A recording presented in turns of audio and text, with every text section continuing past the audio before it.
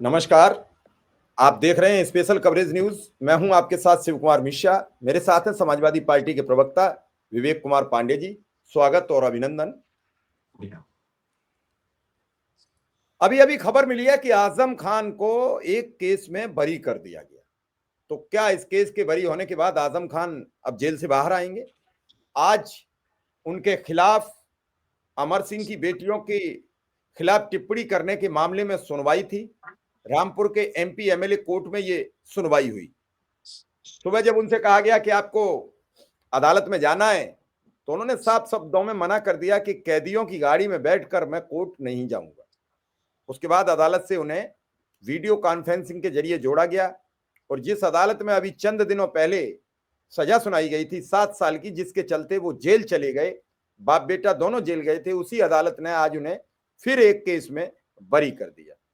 अभी तक जो केस चल रहे हैं उनमें 3 केसों में उन्हें बरी किया गया है और लगातार कई केसों में सुनवाई जारी है। आजम खान से जब सवाल किया जाता तो वो कह देते मुझे खुद नहीं पता, मेरे अधिवक्ता बता सकते हैं मेरे खिलाफ कितने केस हैं। विवेक जी, इस पूरे मामले को लेकर आप कैसे देख रहे हैं? चूंकि आप सपा के प्रवक्ता हैं, तो क्या है इस पूरे केस पर आपकी पकड़? देखिए, बहुत बहुत धन्यवाद कि आपने एक ज्वलंत विषय को पहले तो मंच पे रखने का मुझे अवसर दिया, और आपके दर्शकों को भी विशेष धन्यवाद जिन्होंने आज मुझको यहाँ पे सुनने का वक्त निकाला, समय निकाला और आप अपने आशीर्वादों से अनुग्रहित किया। आजम खान जी के ऊपर जिस तरह लगातार फर्जी मामलों के केस सरकार दिखाने का, बनाने का या दबाने का उन्हें प्रयास कर रही है, इससे एक स्थिति तो स्पष्ट हो जाती है कि एक मंत्री रहते उन्होंने जो कार्य किए हैं, आज वही कार्य जो उनके शब्दों में भी है कि कहीं ना कहीं उनके लिए सबसे बड़ी जिल्लत का कारण बने हुए हैं। उन्होंने यूनिवर्सिटी बनाई, विश्वविद्यालय बनाए, उन्होंने बच्चों को किताबें दी, उन्होंने ऐतिहासिक कुंभ किया जिसका अंतर्राष्ट्रीय स्तर पे जिसे ख्याति प्राप्त हुई। लेकिन सबसे बड़ी बात क्या है कि जब तक आप अपनी छवि को बनाने के लिए, वर्तमान सरकार में अपनी छवि को बनाने के लिए जिस प्रकार से फैसला ऑन द स्पॉट का एक प्रारूप असंवैधानिक रूप से दिखाने का, दर्शाने का प्रयास किया जा रहा है, ये कहीं ना कहीं स्थिति अत्यंत गंभीर है। और आजम खान जी की नियति और नियत, मुझे नहीं लगता कि कभी बकरी चोरी, कभी किताब चोरी, कभी इस तरीके की ओछी टिप्पणियों के माध्यम से करने की, जो दिखाने का, दर्शाने का प्रयास किया जाता है, ये कहीं ना कहीं सरकार की कुंठा और पूर्वाग्रह को दर्शाती है। आजम खान जी के वर्तमान फैसले में जो आज आया है, इसमें साक्ष्य के अभाव में, क्योंकि कोर्ट ने जो आरोप लगाए गए थे उसमें पुलिस को सही साक्ष्य नहीं मिले, कोर्ट में वो सही अभियोजन प्रस्तुत नहीं कर पाए, और डिफेंस ने पूरी पैरवी करते हुए आजम खान जी के पक्ष में जो दलीलें पेश की, कोर्ट उनसे संतुष्ट हुआ और कोर्ट ने इस मामले में उन्हें पूरी तरह से क्लीन चिट दी है। विवेक जी, कई केसों में यही हुआ आजम साहब के पास साथ। अभी लखनऊ में आपको याद होगा 1-2 सप्ताह पहले एक केस सुना गया, सबूतों के अभाव में बरी हो गए और फिर उसी कोर्ट के द्वारा बीच में अभी 7 साल की उन्हें सजा सुना दी गई। हालांकि वो सजा अगर 5 साल की होती तो वो जेल नहीं जाते। देखिए, बात सजा की नहीं है। ऐसे में लगातार क्या लग रहा है आपको, आजम खान के खिलाफ कोई कुचक्र रच रहा है? आजम खान से नहीं, कोई देखिए, आजम खान जी उत्तर प्रदेश के सबसे बड़े और राष्ट्रीय स्तर के, मैं बल्कि कहूंगा अंतर्राष्ट्रीय स्तर के, मुस्लिमों के सबसे बड़े नेता, मुस्लिमों का सबसे बड़ा चेहरा और मुस्लिम समाज के लिए सबसे ज्यादा उत्थान का काम करने वाले आजम खान जी जाने जाते हैं। आजम खान जी ने बतौर मंत्री रहते अपने कार्यकाल में कभी भी किसी समाज को देख करके, किसी समाज विशेष के लिए कार्य नहीं किया, लेकिन मुस्लिम समाज के लिए जिस प्रकार से जौहर विश्वविद्यालय बनाकर उन्होंने मुस्लिम वर्ग को एक मुख्य धारा से जोड़ने का प्रयास किया, वो एक ऐतिहासिक कार्य था जिसके कारण उनकी छवि को ब्रेक डाउन करना योगी जी के लिए कहीं ना कहीं स्वयं को राजनीति में स्थापित करने के उद्देश्य से प्रेरित था। ये बुलडोजर मॉडल जिसको कहते हैं ना लोग, बुलडोजर मॉडल वगैरह कुछ नहीं है। ये वास्तव में केवल और केवल स्वयं की एक छवि स्थापित करने का राजनीतिक उद्देश्य और पूर्वाग्रह से प्रेरित प्रयास है। अगर आप इन मीडिया के धक्कों को, जो सूचना विभाग के द्वारा इनको प्रासंगिक रूप से इनका प्रचार किया जाता है, अगर उसको आप हटा दीजिए, तो ये औसत दर्जे के मुख्यमंत्री हैं। इनके कार्यकाल में जिस तरह की घटनाएं ज्वलंत रूप से उत्तर प्रदेश में पैर पसार रही हैं, जिस तरह से उत्पीड़न से लेकर के, बलात्कार से लेकर के, अपहरण से लेकर हत्याओं तक का जो एनसीआरबी का डेटा आता है, ये भाजपा के लोग तो उसको नहीं मानते हैं। अब बताइए, सरकारी संस्थाओं के आंकड़े, उत्तर प्रदेश की राजधानी को कैपिटल ऑफ द क्राइम कह दिया गया। गाजियाबाद को कैपिटल ऑफ क्राइम का घोषणा दे दिया गया, खिताब दे दिया गया, कानपुर को कैपिटल ऑफ क्राइम बता दिया गया। अब एनसीआरबी के आंकड़े तो सरकार बनाती है ना, केंद्र सरकार के अधीन है एनसीआरबी। तो मुझे लगता है कि उत्तर प्रदेश की व्यवस्थाओं को ध्वस्त कर दिया है इन्होंने। इनकी पूरी राजनीति केवल हम और वो की राजनीति, इनकी जातिगत धुरी के बीच में घूमती है, हिंदू और मुस्लिम के बीच में। अन्यथा एक अभी संवैधानिक पद पे रहते हुए जिस तरह के वक्तव्य देते हैं, ये अक्षम्य है। अभी आपने जिक्र कर दिया आंकड़ों का। कल एक बिल्कुल पोस्टर वायरल है कल से, जी। केशव प्रसाद मौर्य के आगे मुख्यमंत्री लिख दिया गया है। केशव प्रसाद मौर्य जी के आगे मुख्यमंत्री ही नहीं लिखा गया है, मात्र केशव प्रसाद मौर्य जी की हाथ पकड़ करके मंच पे अजीत डोभाल जी को अपने साथ बिठा भी रहे हैं। संकेत और संदेश राजनीतिक गलियारों में स्पष्ट होते हैं। आपने लंबी पत्रकारिता की, आपका अनुभव मुझसे अधिक है। आप जानते हैं कि जब बड़े संदेश देने होते हैं तो संकेतों के माध्यम से पहले उनकी प्रारूप को तैयार कर दिया जाता है। इससे बड़ी बात मैं आपको बताऊं, जब किसी भी सीएम डिप्टी सीएम का कोई कार्यक्रम कहीं होता है तो एक प्रोटोकॉल के तहत सूचना विभाग के लोग या एलआईयू के लोग पहले उस जगह का जायजा और मुआयना कर लेते हैं। मिनट्स ऑफ मीटिंग तैयार हो जाती है, क्या मीडिया में पब्लिश करना है, क्या सोशल मीडिया पे प्रचारित करना है, क्या प्लेटफॉर्म पे जाएगा, किस तरीके की संदेश को देना है, वो सारी नीति पहले तय कर दी जाती है। और अभी तो आपको पता ही होगा, सूचना विभाग में जिस तरह से 3 फ्रीलांस एजेंसीज को टेंडर दिया गया है, अब तो जिम्मेदारी और बढ़ जानी चाहिए थी। मुझे लगता है प्रोफेशनली काम कर रहे होंगे वो। लेकिन कल जो दृश्य जिसकी आप चर्चा कर रहे हैं, उसके बाद अभी तक सूचना विभाग ने, मुझे नहीं लगता कि खंडन भी किया है उसका कहीं पे। तो अब ये संदेश है, संकेत है या स्पष्ट भाव है, ये तो अब सरकार जाने। भाई हम तो इस परिधि में, इस पूरे खेल में तो हम सिर्फ एक मूक दर्शक के समान है, जो हम बाहर बैठ करके देख रहे हैं कि क्या ये घटित हो रहा है। क्योंकि इस स्थिति को तो राजनीतिक गलियारे में भाजपा के लोग ही नहीं समझ पा रहे कि ये संदेश अचानक कैसे, क्योंकि आयोजकों का कहना है कि उनकी कोई गलती नहीं है। अब आयोजकों की गलती नहीं है तो होर्डिंग और पोस्टर भाजपा के लोगों ने तो लगाया नहीं। और राजनीतिक गलियारे में जब इस तरह की प्रासंगिक पोस्टर और होर्डिंग का जो चलता है खेल, तो इसी पोस्टर और होर्डिंग में बहुत बड़े बड़े संकेत और संदेश भी छुपे होते हैं राजनीति के। तो मुझे लगता है कि ये कहीं ना कहीं हो सकता है कि दिल्ली संदेश दे चुका है। अब सूचना कभी भी आ सकती है और आप और मैं हो सकता है फिर इसी पे कार्यक्रम, इसी के एक कदम आगे बढ़ करके कर रहे हैं। फिर योगी जी का क्या होगा? सपा के अब तो मन की योगी, हो जाएगी, सपा के तो मन की हो जाएगी, योगी जी हट नहीं जाएंगे। देखिए, हमारे मन की बात नहीं है, मैं आपको बताऊं, योगी जी ने जिस स्थिति में उत्तर प्रदेश को पहुंचा दिया है, आप मीडिया के रिपोर्ट और जो सूचना विभाग के धक्कों से हम नहीं, हम अपनी आंखों से देख करके बात कहेंगे। योगी जी ने जिस स्थिति में उत्तर प्रदेश को पहुंचा दिया है, मुझे लगता है उत्तर प्रदेश काफी पीछे जा चुका है। जो पूर्ववर्ती सरकारों ने विकास कार्य किए थे, उन विकास कार्यों का को चोरी करके, उनका नाम बदल करके सिर्फ उन्हीं योजनाओं में थोड़े बहुत आंकड़ों का हेरफेर करने के बाद योजनाओं को चलाने से उत्तर प्रदेश का विकास नहीं होगा। 24-25 हजार एमओयू से ज्यादा कराने के बाद आप 48,000 करोड़ से ज्यादा की परियोजनाएं कागजों में दिखा करके वाहवाही तो लूट लिया आपने। वो परियोजनाएं हैं कहाँ? पलायन तो उत्तर प्रदेश से भी जारी है सर। आप, मैं बैठा हूं डिबेट में, आप लाइव खोलिए, आईआरसीटीसी की एक टिकट बुक करके दिखाइए मुझे, बॉम्बे की या दिल्ली की या हैदराबाद या बैंगलोर की, देखिए जरा स्थिति क्या है। ट्रेनें खचाखच भरी हुई हैं। अगर लोग यहाँ पे रोजगार के अवसर हैं, यहाँ लोगों को रोजगार मिल रहा है, तो लोग पलायन क्यों कर रहे हैं? सवाल तो ये भी है ना। सबके सब तो यात्री हो नहीं सकते जो बॉम्बे दिल्ली हैदराबाद घूमने जा रहे हैं परिवार लेकर के। तो मैं तो ये सवाल उठा रहा हूं और मैं तो आज वो आधार बात कहूंगा जो, आज आधार जी को लेकर आदेश कर तो दिया। नहीं, देखिए सरकार पूरी तरह से कंफ्यूज है। कभी आधार को लेके आदेश जारी करने का मंतव्य वास्तव में मैं अभी तक समझ नहीं पाया, क्योंकि जन्म प्रमाण पत्र तो आधार को कभी माना ही नहीं गया था।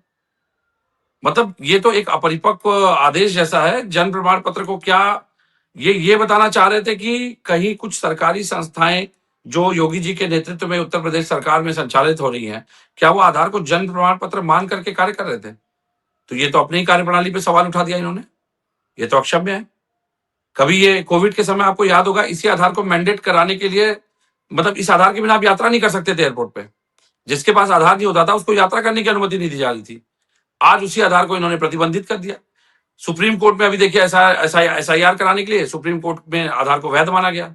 तो मुझे लगता है कि प्रशासनिक अमले में वास्तव में ये बात स्पष्ट ही नहीं है कि इनको किन डॉक्यूमेंट्स के बेस पे एसआईआर करानी है, या किन डॉक्यूमेंट के बेस पे जो इनका ब्यूरोक्रेटिक प्रोसेस है या इनका जो एडमिनिस्ट्रेटिव प्रोसेस है उसको रन करना है। ये पूरी तरह से कंफ्यूज है। अब बताइए, आधार को जन्म तारीख से जोड़ करके देखने का कभी, मुझे नहीं लगता कि कभी किसी ने चर्चा भी की हो इस पे। भाई आधार तो आपकी पहचान, आइडेंटिफिकेशन की बात होती है उस आधार से। लेकिन जन्म प्रमाण पत्र तो मुझे लगता है कि हमने कभी उस बारे में देखा ही नहीं आधार को उस नजरिए से। और बीच में जन्म प्रमाण पत्र तो लखनऊ में बन भी नहीं रहे थे, तो जो पेंडेंसी है वो भी तो सरकार की जिम्मेदारी है। तो इसकी जिम्मेदारी भी योगी जी को तय करनी पड़ेगी कि जो आधार लंबित जो जन प्रमाण पत्र लंबित होंगे उनको फटाफट कैसे जारी किया जाए। जन प्रमाण पत्र बनाने की प्रक्रिया इतनी लंबी कर दी इन्होंने, महीनों लग जा रहे हैं। तो मुझे लगता है कि थोड़ा सा इनको अपनी कार्यप्रणाली पे देखना चाहिए। ये विपक्ष की राजनीति, जातिगत राजनीति से, दलगत से बाहर निकलेंगे तब ये सोचेंगे इस बारे में। अब आपको एक छोटा सा उदाहरण देता हूं। एक बहुत बड़े वरिष्ठ पत्रकार है, उन्होंने आज ट्वीट किया है, 6 अस्पताल में 7 बार रेफर किया गया और 3 दिन स्ट्रेचर पे हैवानियत के शिकार हमीरपुर की नाबालिग बच्ची ने दम तोड़ दिया। अब आप बताइए, ये स्थिति है और ये बताते हैं जंगल राज। आज ही तो 6 डॉक्टर बर्खास्त किए गए हैं। बात बर्खास्तगी की नहीं है सर। एक घटना घटने के बाद आप कार्रवाई करेंगे, उसको कार्रवाई नहीं कहा जाता। घटना घटित होने के पहले आपको कार्रवाई करके उस घटना को रोकने की आवश्यकता है। कानून व्यवस्था क्या, मुझे लगता है कानून व्यवस्था का मंतव्य योगी सरकार समझ नहीं पाती है। एनकाउंटर, किसी का बलात्कार होने के बाद हाफ एनकाउंटर करना एनकाउंटर नहीं माना जाता। उस बलात्कार के होने के पहले उसका एनकाउंटर होना चाहिए था। कानून व्यवस्था, अच्छी कानून व्यवस्था वो होती है। आदरणीय अखिलेश यादव जी ने जब डायल 112 शुरू की थी, क्विक रिस्पांस टाइम था हमारा 5 से 7 मिनट का। आज वो क्विक रिस्पांस टाइम आप डायल 100 कर दीजिए, नाम बदल दिया इन्होंने, आप करके देख लीजिए। कई बार तो ऐसा होता है कि पहुंचने में 15-15 20-20 मिनट लग जाता है पुलिस को, क्या करिएगा। इनकी नजर में कानून व्यवस्था के मायने क्या है, किस शब्दकोश से, किस डिक्शनरी से क्या देखना चाहते हैं, मुझे नहीं समझ में आता। लेकिन ये बात जायज है, उत्तर प्रदेश जंगल राज से एक कदम आगे कबीले की व्यवस्था की तरफ बढ़ क्या रहा बात कह रहे हैं, है। जंगल राज का जिक्र करने लगे योगी आदित्यनाथ जी, और पूरी भाजपा कहती है कि प्रदेश में अपराध खत्म हो चुका है।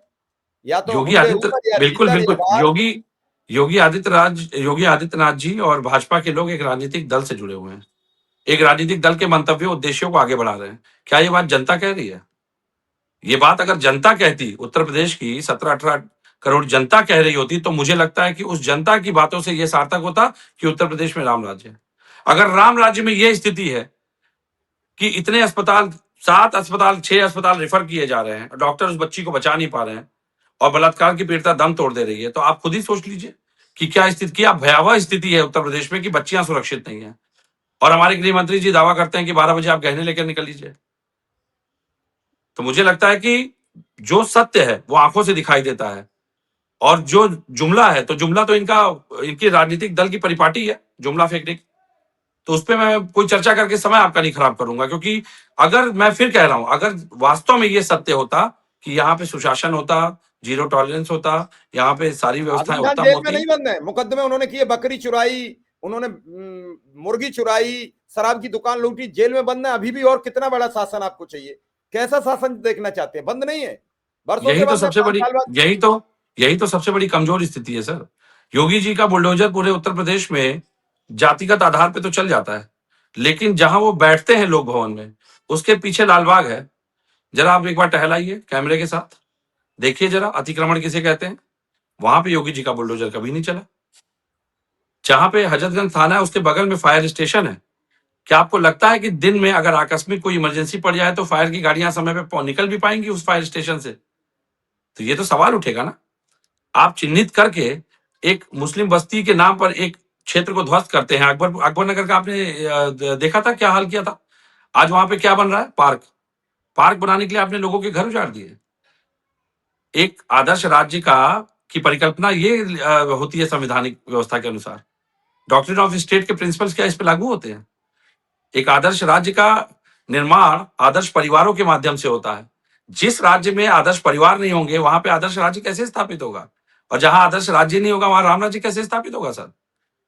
ये तो सोचने वाली विडंबना है। बड़ी विडंबना का विषय है कि इस प्रकार से योगी जी केवल स्वयं को एक स्थापित करने के लिए, अपने राजनीतिक छवि को स्थापित करने के लिए त्वरित कार्यवाही जो करते हैं, न्याय के सिद्धांत की अवहेलना करते हुए त्वरित न्याय की जो बात करते हैं, मुझे लगता है ये कहीं ना कहीं न्याय के दृष्टिकोण से, नैसर्गिक न्याय के सिद्धांतों के विपरीत है, संवैधानिक व्यवस्थाओं के विपरीत है, और इसका खामियाजा केवल जनता भुगत रही है। आजम खान को लेकर आप क्या कहेंगे? आजम खान अभी जेल में बंद रहेंगे या फिर इस केस के बाद उन्हें अदालत रिहा करेगी? नहीं, अदालत बिल्कुल रिहा करेगी सर, क्योंकि हम पूरा विश्वास मानते हैं आजम खान जी के ऊपर इतने मुकदमे लादने के बाद आजम खान जी लगभग सभी मुकदमों में बरी हुए हैं। अब ये अंतिम प्रयास है योगी सरकार का उनको किसी तरह से रोकने का। और मैं आपको विश्वास दिलाता हूं कि विधिक प्रक्रिया के अनुपालन में कोई फर्जी सबूत ये नहीं पैदा कर पाएंगे और ना ही कोई एविडेंस है इनके पास जिसके माध्यम से आजम खान जी को रोक पाएंगे। क्योंकि जिस तरह से इन्होंने आजम खान जी को परेशान करके सिर्फ और सिर्फ अपने राजनीतिक उद्देश्यों के लिए, अपनी छवि को स्थापित करने के लिए इन्होंने आजम खान जी पे कार्रवाई की है। इन्होंने केवल और केवल स्वयं को राजनीतिक छवि में मजबूत दिखाने के लिए और स्वयं को स्थापित करने के लिए ये कार्रवाई की है, जातिगत आधार पर, पूर्वाग्रह से ग्रसित होकर के। अन्यथा आजम खान जी ने बताइए, क्या बकरी चोरी करना उनकी नीति हो सकती है? आपने तो उनके कार्यकाल को कवर किया है। क्या आज आप आजम खान जी को आपको लगता है वो किताब चोरी करेंगे, बकरी चोरी करेंगे, वो जमीन कब्जा करेंगे? उनकी नीति आपको लगता है कि एक मुख्यमंत्री रहते जिन्होंने ऐतिहासिक कार्य किए, उन्होंने सोचिए उनका किया कुंभ का आयोजन, अंतरराष्ट्रीय स्तर पे उसको ख्याति मिली। क्या आजम खान जी की नीति ये थी कि कुंभ ना होने दे? आपने तो कवर किया है, आप लोगों ने तो उनके इंटरव्यू लिए होंगे। आजम खान जी को केवल और केवल राजनीतिक उद्देश्यों के लिए द्वेषपूर्ण भाव से बलि का बकरा बनाने का काम किया गया है। और इस बात को आजम खान जी ने बड़े स्पष्टता से देखिए अपने दर्द भरे शब्दों में बयान भी किया था। इस बात से सरकार और डर गई क्योंकि आजम खान जी जब बाहर आए तो उन्होंने जब अपने दर्द को बयां किया, अब देखिए जिसके पास मंतव्य होता है, मंतव्य नहीं होता है, जिसके पास सार्थक उद्देश्य नहीं होता, वो शब्दों के शब्दकोश से डरता है। अगर आपके पास ज्ञान होता तो आजम खान जी के दर्द को समझने वाले लोग उस दर्द से जुड़ने लगे थे और सरकार को ये डर कहीं ना कहीं 2027 की हार में दिखाई दे रहा था। और ये पूर्वाग्रह से ग्रसित राजनीति है। केवल आजम खान जी को जो जेल भेजा है इन्होंने, उससे आजम खान जी की लोकप्रियता और बढ़ी है। चलिए विवेक जी, अब देखते हैं उन्हें कब जेल से रिहा करता है, कब जेल से बाहर आते हैं। बड़ी मुश्किल से तो 2.5 वर्ष बाद वो सीतापुर जेल से अभी चंद दिनों पहले बाहर आए थे। उसके बाद लगातार उनका मीडिया ट्रायल हुआ। शायद सरकार को लगा हो कि मीडिया ट्रायल क्यों कर रहे हैं, जेल से आए हैं, कैदी रहे हैं, सजा याफ्ता हैं, तब तक दूसरे केस में उनकी सजा हो जाती है, वो फिर जेल चले जाते हैं। फिलहाल मामला अभी भी अदालत में विचाराधीन है और कई केस अभी उनके खिलाफ लगे हुए हैं, उनके पूरे भगवान परिवार श्री राम का वनवास भी सर बहुत लंबे समय के बाद समाप्त हुआ, लेकिन जब वापसी हुई तो सारी प्रजा हर्षोल्लास से उनका स्वागत कर रही थी। और मुझे लगता है कि ये रामचरितमानस को पढ़ने वाले या उसकी बात करने वाले लोग रामचरितमानस को वास्तव में नहीं पढ़ते हैं। रामचरितमानस के सिद्धांतों से ही अगर सीख लेते या थोड़ा गीता का ही अनुसरण कर लेते तो इनको पता होता कि पूर्वाग्रह की राजनीति और उसका कर्म चक्रवृद्धि ब्याज के साथ लौटता है। जो कर्म आज हो रहा है, जो आजम खान जी के साथ आज करने का प्रयास किया जा रहा है, ये केवल और केवल मौजूदा और वर्तमान सरकार पर से अल्पसंख्यक वर्ग का विश्वास तोड़ने का काम कर रही है। अल्पसंख्यकों में एक अत्यधिक गंभीर स्थिति पैदा हो रही है। असुरक्षा की भावना के साथ अल्पसंख्यक अपने आप को असुरक्षित महसूस करने लगे हैं। ये स्थिति पैदा हो गई है उत्तर प्रदेश में और इस देश में, और ये बहुत अच्छा संदेश नहीं जा रहा। अंतरराष्ट्रीय स्तर पे भी हमारे भारत की छवि धूमिल हो रही है। अल्पसंख्यकों के अंदर कहीं ना कहीं एक संकट, एक कहीं ना कहीं असुरक्षा का भाव पैदा हो रहा है। और इस पर देखिएगा बहुत जल्दी 27 के पहले देखिएगा बहुत ही सॉफ्ट और बहुत ही जल्दी बयानबाजी शुरू हो जाएगी भाजपा से। संघ प्रचारक हो सकता है फिर आकर के आजम खान से मिलने चले जाएं। 27 की स्थिति ये हो जाएगी भाजपा की कि आजम खान जी के साथ मंच उनको साझा करना पड़ जाए, आजम खान जी के साथ समाजवादी पार्टी के मंच पे ना खड़े हो जाए आके। इस स्थिति में अल्पसंख्यक खड़ा कर देगा इनको। एक वरिष्ठ नेता के साथ इस तरह का दुर्व्यवहार भारतीय राजनीति में शोभा नहीं देता। और हट से ये देश नहीं चलेगा। ये देश और प्रदेश हट से नहीं चलेगा। ये देश और प्रदेश संविधान के नियमों से चलेगा। ये बात शायद भाजपा के लोग भूल गए। चलिए देखते हैं, संविधान दिवस तो गुजरे हुए कल एक दिन बीता है, क्या संविधान बचेगा, संविधान से देश चलेगा या फिर फरमान से चलेगा? कि आज आधार कार्ड, कल SIR, परसों नोटबंदी, एक दिन बाद और कोई योजना, तो इंतजार करना पड़ेगा। फिलहाल आपका बहुत बहुत आभार, बहुत बहुत धन्यवाद।